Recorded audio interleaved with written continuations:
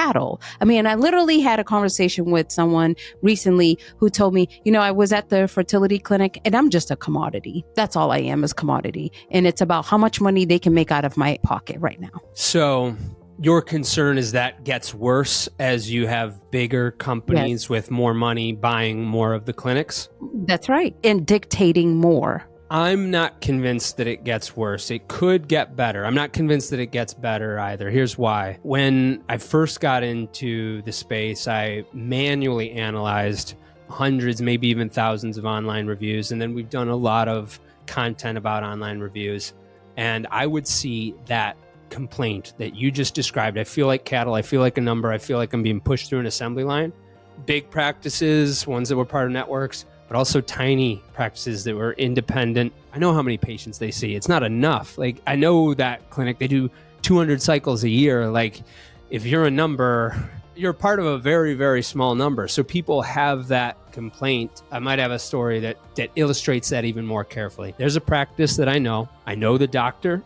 I know the people that work in the practice. It's one of the leanest practices I've ever been in. Like, well under 10 people run the whole thing, very boutique, really lovely people, really nice clinical staff and great doctor. Someone that I know well went through that clinic as a patient and had a really lousy experience, not because of anything that the doctors or the staff did, but because she needed to get her script authorized by the payor, an insurance company or one of those employer carve-out companies. Clinic is telling her, oh, you got to call that company. That company's telling her you got to call the pharmacy. Pharmacy's telling her you got to call the clinic. So Eloise, she's on the phone for hours trying to track all this crap down. It's delaying her cycle start. She's project managing her own cycle. Like, that shouldn't be her job.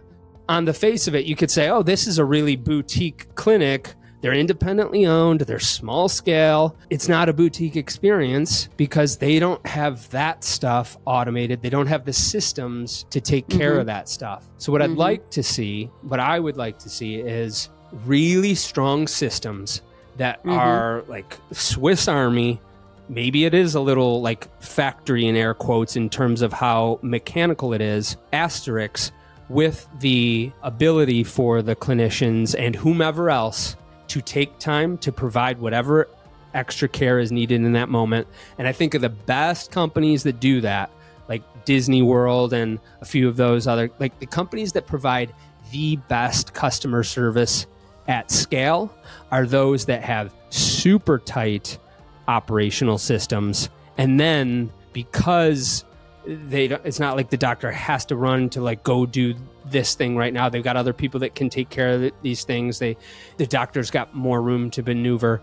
He can say, you know what, I have to take X more time with this patient or whatever it may be. So that's what I'd like to see. I think that can happen. To your point, it might not be happening yet. And obviously, it takes money to be able to do something like that and put something together and put that type of infrastructure together, which means it's going to be more money, which means that money has to be passed down to somebody.